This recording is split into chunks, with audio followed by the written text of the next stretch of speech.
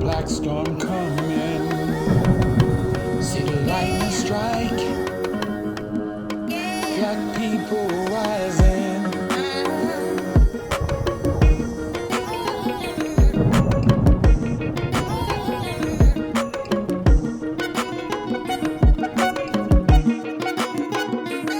After the Civil War, the federal government's pledge of 40 acres and a mule to the formerly enslaved has long been known as a broken promise.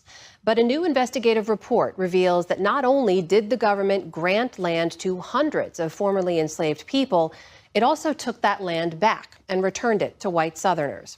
That 2-year reporting project done by the Center for Public Integrity, Reveal, and Mother Jones is now the largest collection of land titles from the 40 Acres program ever to be analyzed and published. I spoke recently with Alexia Fernandez-Campbell, a senior investigative reporter at the Center for Public Integrity. Digging through the digital archives at the Smithsonian, and you come across the name Fergus Wilson on an 1865 document. How does that change the course of your reporting? I didn't immediately realize what I was looking at. I did some Googling. I'm like, this is the 40 Acres program. And I was thinking, but everything I knew about it was that it was a promise that was never kept. It's something that didn't happen. So to me, like that disconnect, we're like, oh, they're land titles. I don't think this is common knowledge. So a lot of folks have heard this phrase, right? 40 acres and a mule. As you say, a lot of people thought, okay, this just never happened. And your reporting is called 40 Acres and a Lie. What's the truth behind this program? What do people not know? What people don't know is that it wasn't just a promise that was broken. People were received land titles. We found more than 1,250 people who got land titles, men and women. They picked out their plots of land, mostly on the plantations where they were enslaved. Actually, not everyone got 40 acres, which is another misconception. It was up to 40 acres. And then people were living there. They were planting their crops. They were selling them in Savannah. Some of them formed governments. They elected a sheriff. They were living their lives, and they lived there for like up to a year and a half before they were kicked off.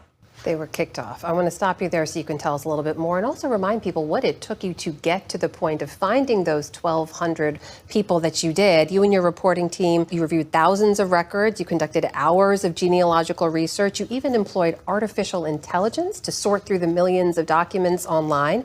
You mentioned these families, and we're talking about a stretch of land in Georgia and South Carolina, we should point out. How did they get kicked off the land that the government gave them? Basically, because Lincoln was assassinated. I mean, they had promised this land. They gave land titles. The government said, this is yours.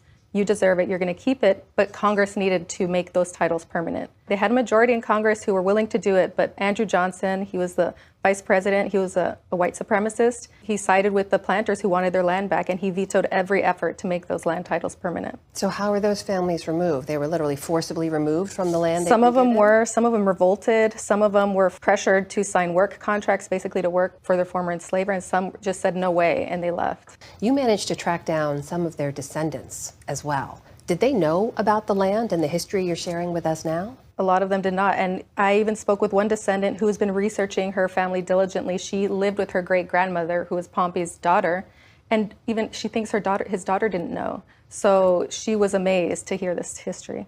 You did a little more research to talk about the value of the land. This is an important part of your reporting here. One 4-acre lot that you identified in Jacksonville, Florida, based on a sale last year, that it would, today, 40 acres would be worth $2.5 million there.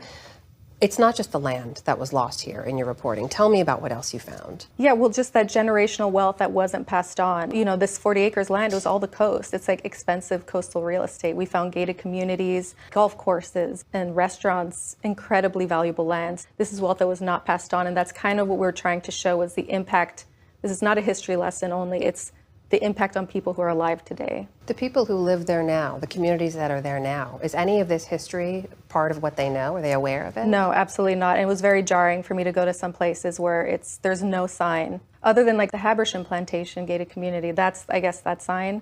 But as far as the 40 acres that it was given to someone and taken back, there's zero signs. Do you have any way of calculating the full loss of generational wealth here? That was actually one of the hardest things to do. We wanted to, because there were like 75 plantations more where this land titles were handed out, but we couldn't find maps for all these old plantations to figure out exactly where they were. So we had to just use these examples. And the examples we found, some of them were like shocking, like like you said, millions of dollars for 40 acres today. So when you speak to descendants of these families, what kind of reaction did you get? I mean, knowing about the generational wealth that was lost, about the historical injustice that transpired here, what are their reactions today? People have had a lot of different reactions. I would say a very common one was the cynicism, kind of like, yeah, of course, the government took it away. Like, of course we would be given land and my ancestors would be given land and be taken away. That was just the beginning of like many hundreds of years of like injustices against the Black Americans. So a lot of people were not surprised. There were some people who were surprised to find out they were personally connected to that history, but no one was surprised that the land was taken back. Hello and welcome to another edition of the Umoja Circle. My name is Keith Smokey Johnson, and I've been part of this show is to, as I always say every time my show comes on, is to correct errors where errors are found and to introduce facts where we find that so many of us are working on fiction when it comes to who we are as people of African descent. Now, you just finished watching a clip by an investigative reporter who I'm sure you're surprised with the kind of information that she has. And this is what I'm going to be expounding on a little bit more. And this is the program that you just saw came from a couple of 3 or 4 part series that talks about this thing. And this is what they title of their investigation when they found out about what was done to Black people when it comes to our economic rights after 246 years of uncompensated enslavement. You know, nothing was given to us. But people might have heard this term 40 acres and a mule, okay? But what does that mean? What is it all about? You might even heard a quote from I Have a Dream. I'm gonna read it for you real quick before, I got some other slides, but I want you to read this. It's from Martin Luther King, and you might be familiar with these words, okay?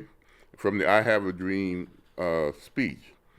In a sense, we have come to cash a check, yet it is obvious today that America has defaulted on this promissory note.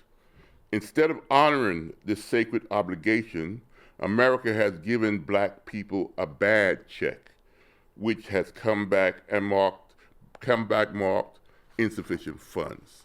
Now, what was he talking about when he said that? Well, this is one of those bad checks, this promissory note that was on official documents that the investigative reporter said that Congress was ready to go with this. Lincoln was ready to go with this. And they did establish this program, and it was in full effect. And people were getting land up to a year and a half after these events. But why did they want to give us 20 acres and a mule? And we will talk about that in this first part. I'll be doing a 2-part of this story, but it's a fascinating story that you must understand. You know, it's just not something that what's the name with the production company, Spike Lee's company is called 40 Acres and a Mule Production, okay? It's about economics. It's about reparations. The United States recognized that there should be reparations. Reparation has been part of Black people's voices since the Civil War, and it's going on to this day, and we got to understand why we're talking about it. I've heard all kinds of nonsense about it. This is owed to us, okay? And we are still speaking that cultural truth. Let's go on to the next slide, and I want you to understand this. The 40 acres and a mule referred to a key part of what was happened on the 16th of January in Savannah, Georgia of 1865, called Special Order Number 15, okay? And that was the order that established this legal because of the war, okay? It was a wartime order proclaimed by Union General William Tecumseh Sherman, like I said, on January 16, 1865. Let's go on to the next one. This is William Tecumseh Sherman. Now, he was not a lover of Black people, but he was about total war. He was against the South because he saw them as traitors, the ones who Lee you know, Davis, all the president of the Confederacy, they betrayed their oath, according to him. And he also saw the South and the civilians of the South as collaborated in this war. And he believed in total war. And he came up with a plan along with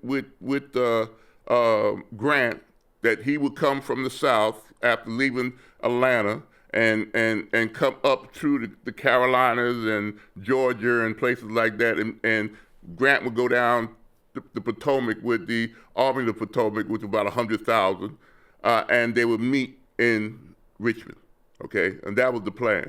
But it would be total destruction along the way. He wanted to make the civilians howl because of their betrayal to the United States and the thousands, the hundreds of thousands of Union troops who flew the American flag that were killed by those who were carrying the Confederate flag. Let's get this straight. They had no love for that flag.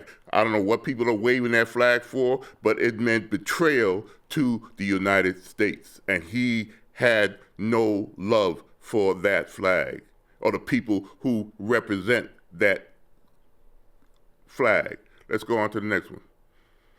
This person is Stanton. Now, to tell you how important this 40 acres of the mule thing came in, there was a tragedy that happened, and I'm gonna talk about that in the show, but I'm leading up to that. I'm gonna give you a little background that led to why they got together in Savannah, Georgia. This is Stanton. He was the Secretary of War.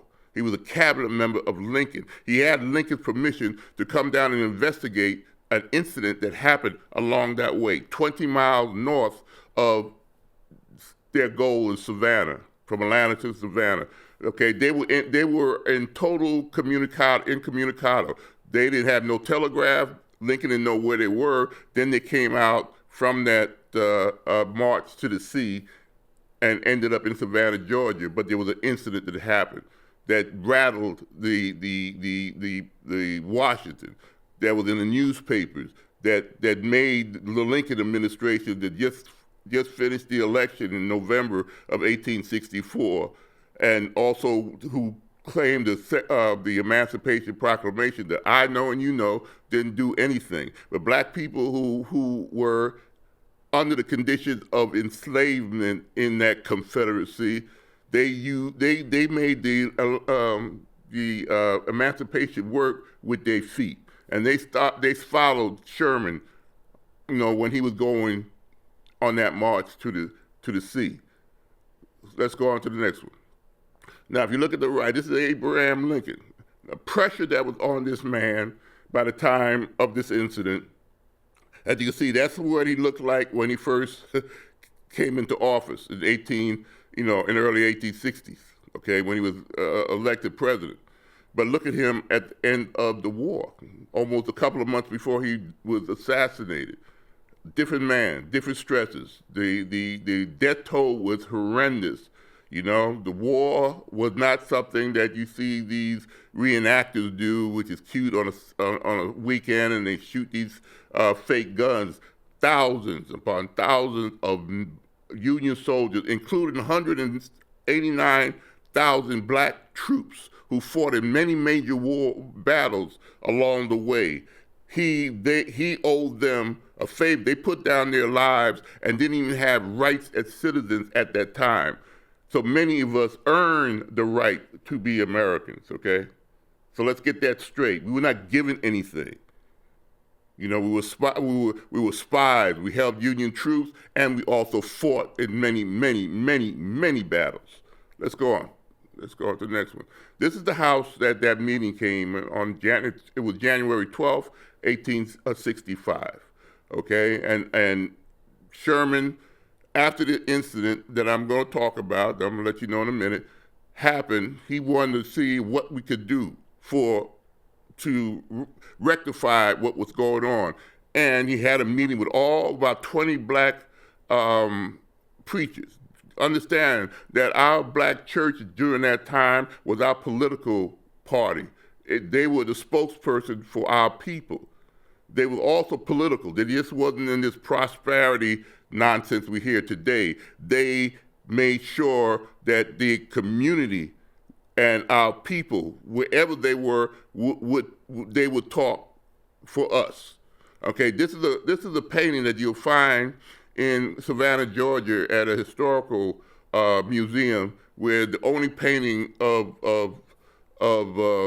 this meeting happened. You see the spokesman that was who spoke for the all those black preachers, and you see Sherman down the lower left-hand corner of your screen.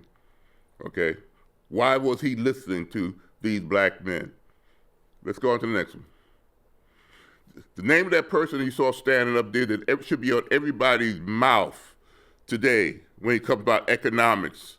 Okay, this great man who came up with the concept that Sherman listened to when he said they wanted land, and the concept of 40-acre and a mule concept came from. Actually, it was up to 40 acres lots, and they had the Union Army had thousands of army mules, and that's where that concept of 40 acres and a mule came from.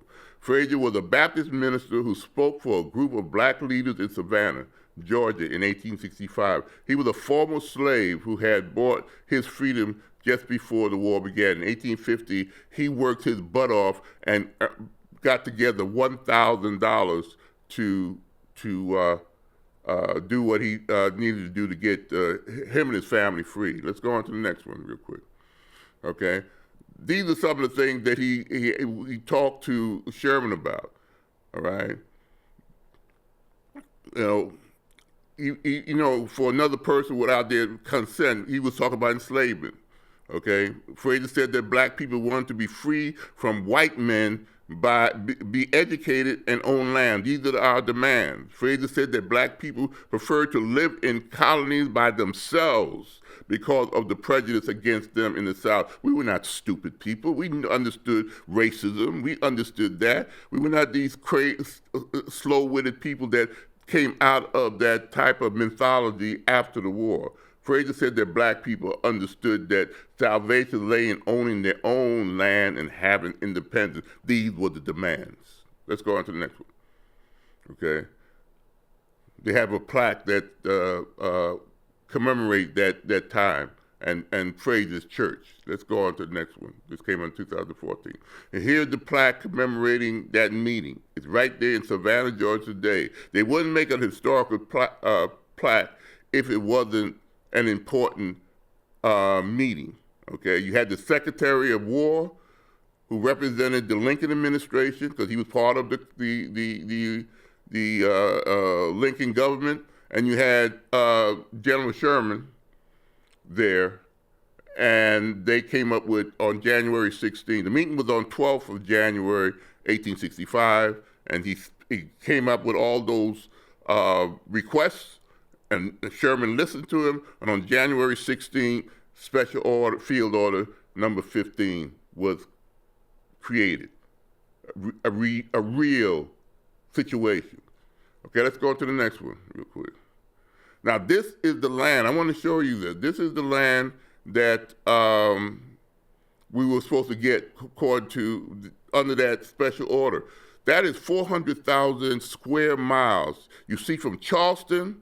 You see where Savannah is almost to the middle, and you see Jacksonville, Florida. That was going to be completely black land. These are the areas that today you might know were Hilton Head and all these very expensive pieces of property that you saw in the video clip. It, you know, was 30 miles in from the sea and 400,000 miles. And black people were given those pieces of land. It started within days of that special order, okay, and it was also Congress was prepared because you had the abolitionist movement, you had the so-called radical Republicans, and you had Lincoln, who was willing to give us for the 246 years at that time of uncompensated labor. That would have been our land to this day. But again, racism in America said, nah. Let's go on to the next one. Let me give you a little idea of what I talked about, that tragedy, okay? Sherman March to the Sea spanned something 285 miles from Atlanta to Savannah, and there were battles in between. And along the way, his army sustained something like 1,300 casualties with the Confederacy, who were fighting along the way too, but they were getting their butt whips. 2,300, okay? So it went on for like 37 days, as you see. Let's go on to the next one. And this is a bigger understanding of that map. Okay, as you can see, you'll see Atlanta, Georgia up in the top left of that map, and all those little spots with these battles. And I want you to understand that black troops were with Sherman. Black troops were fighting all through Grant's campaign when he went all the way to Petersburg, which was 50 miles outside of Richmond. We were part of this, black men, without citizenship, but we knew what we were fighting for. So I don't want to hear anybody tell me that we did not owe, and that's after being enslaved. That's after having our children and our wives and our parents separated and sold as if we were cattle. But we still were loyal to the Union, okay? And those Confederates were disloyal to the Union. So you got to understand what was the context and why Lincoln sent Stanton there. Why did the radical republics wanted to give us land? This was not the first time they tried to emphasize giving us land. There was a Confiscation Act earlier in the war. I think in 1862 they came out with the first Confiscation Act. But anyway, this was a legit plan to compensate and give reparations to black people. This was a major part of that, because all through that area, they were liberating, and black people just started following Sherman and his army of 62,000 men.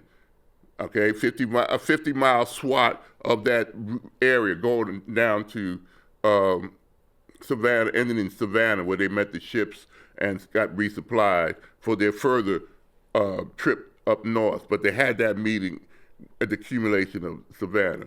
Let's go wide.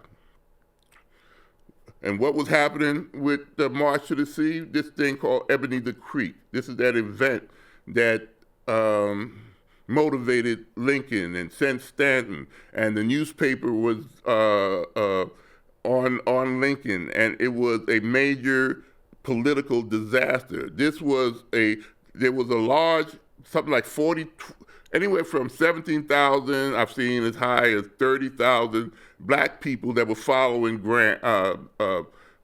Sherman when they were marching toward the sea. But there were plantations all along that way.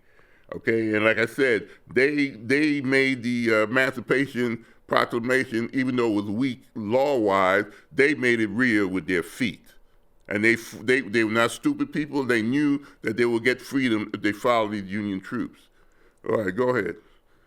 But then they came to this spot. This is called Ebenezer Creek. This is a picture from that time. Okay, you see how it's swollen. You see, but what the Union troops have been hauling with them, even up Grant and Army of Potomac and Sherman's troop, they always have what they call pontoon boats, which they would be able to, these are inflatable boats that they would string along and cross all kinds of rivers, because in that area, if anybody been in South Carolina and North Carolina, they got all these rivers and bayous and all that stuff, and usually when it rains, it gets swelled up.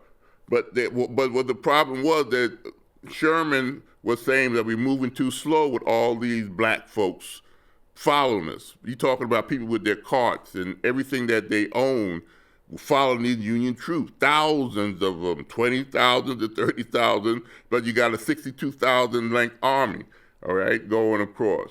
All right, but there was the rear guard, there was a general who was of the corps that was the rear guard, the people in the back. and behind him was all the black folks. And they were going across this pontoon bridge. But it was taking too long, according to this general, who happened to have the name of Davis, Jefferson Davis, was similar to the president of the Confederacy. But he had but he made a decision, again, black lives did not matter even then, to cut and pull in the pontoon boats, which left a whole lot of black families and old people and young children on one side, and they had Confederate troops. If the Confederacy is such a great country, why did our people understand what was in store for them if they were recaptured by those white, gray-suited people that people proudly wear, wave that Confederate flag about? They panicked and tried to swim, and hundreds of them drowned at Ebenezer Creek. Let's go on to the next question. Okay. According to him, I'm not even going to go on this too much, but Davis decided that it was too tricky and he had to cut and run and catch up with the rest of the army, and, left a lot of blacks stranded on the other side, and they died by the hundreds. Let's go on again. It was a political disaster in the newspaper. Okay, this was the explanation by Davis, who had the 14th Corps. Was on the 8th of December 1864, 20 miles away from freedom at Savannah. All right, let's go on to the next one. Okay. Again, this is what, then they got this a meeting together, and this was, again, Frazier was the spokesperson. Let's go on. All right. So this is all, but this is what, again, brought about, the special order number 15, that event on Ebenezer Creek, 20 miles northeast of Savannah, 400,000 square miles divided up to 10 acres a person, 40 acres plots. Okay, let's go on. The failed 40 acres of a mule, which was established and then denied after Lincoln got assassinated and Johnson became president. Okay, this is what it did for us. What happened? We had Jim Crow, segregation, and all these other types of offensive. And when we tried to build our communities, it was burnt down, harassed by the Ku Klux Klan, which was established by ex-Confederate soldiers. So I'm gonna leave it at this and continue on the next show. But you see, that 40 acres of the Mune represent more than just hyperbole. It was real, an actual event. And I'll talk about the aftermath a little bit. So until next time, hope you learned something. Peace, Hotep, bye-bye.